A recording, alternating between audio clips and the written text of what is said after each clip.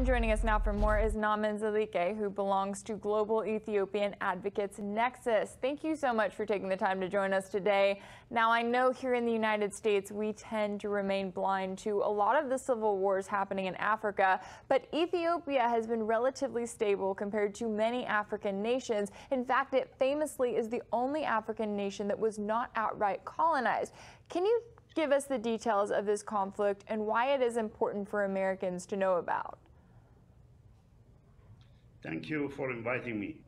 First of all, I was listening to the coverage about it earlier, which was broadcasted. There are so many fallacious premises and false narratives embedded in that reportage. The world must understand, including the United States, no government, I repeat, would tolerate or just sit idle when its sovereignty and security are compromised by a brutal attack which was then planned by a terrorist, an insurrectionist group which dominated Ethiopia for 27 years when it lost power, and the capture of state which it held for 27 years. It planned for 2 years, it prepared for 2 years, raised 200,000 special force and militia for a population of 6 million out of 110 million. It planned everything to destabilize and to derail the reform process, which started by the Prime Minister Abiy Ahmed. Finally, it struck so brutally and committed heinous crimes. Now, the government had to act to protect the sovereignty and territorial integrity of Ethiopia, to defend it from this insurrectionist group that has an agenda to return to power, reimpose its domination over Ethiopia.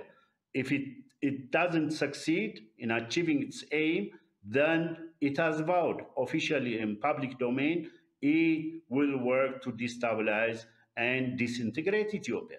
These are the words of the key top TPLF leaders. The world does not recognize these underlying reasons for this conflict. So any country, including the US or Russia, any other country, has to defend the security, safety, territorial integrity of their nation, their country, their people. The TPLF is an imminent existential threat for Ethiopia. So the government has to do all it can to protect Ethiopia's security and its sovereignty from these delusional people who have an agenda that's like a quasi-Nazi, because they think that they're exceptional. They think that they have this destiny to rule over Ethiopia for eternity.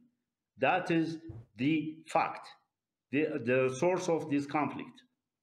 Well, I appreciate you bringing us up to speed on that, because I think that this is a conflict that we simply do not talk about enough here in the United States. And when it comes to those ongoing tensions, those other factions and the groups that are threatening the government, is this something that is specific to Ethiopia, or is this something that is being impacted by the broader region and what else is going on in Africa?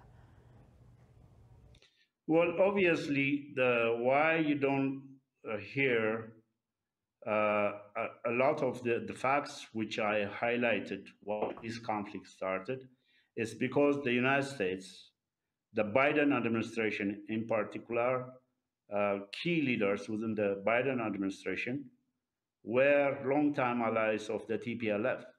They propped, they helped, they supported politically, diplomatically, even provided military support for the TPLF when it ruled Ethiopia for 27 years. Now, there are conflicts in Africa for various reasons. These conflicts in particular in Ethiopia started, as I earlier highlighted, the key reasons and why we are in this conflict today. We have to understand, and the media really does a very bad job. In fact, it is complicit in peddling false narratives. For example, the TPLF supporters in the diaspora have been peddling genocide, systematic famine, which the government, they accuse the government systematic atrocities, even ethnic cleansing and genocide.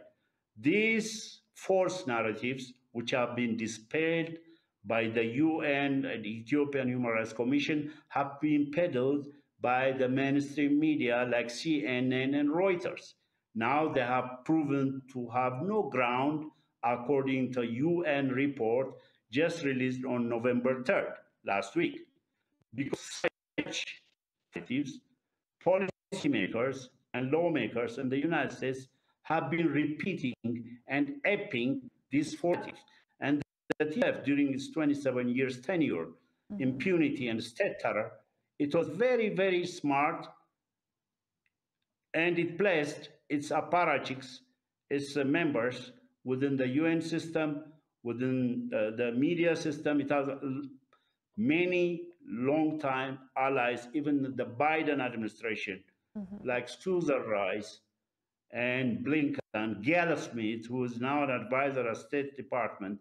All these people are colluding with mainstream media, heavily influenced by TPLF lobbyists, to put an undue pressure, a very much misguided policy that encourages insurrection and terror on a sovereign state, like they did Ethiopia.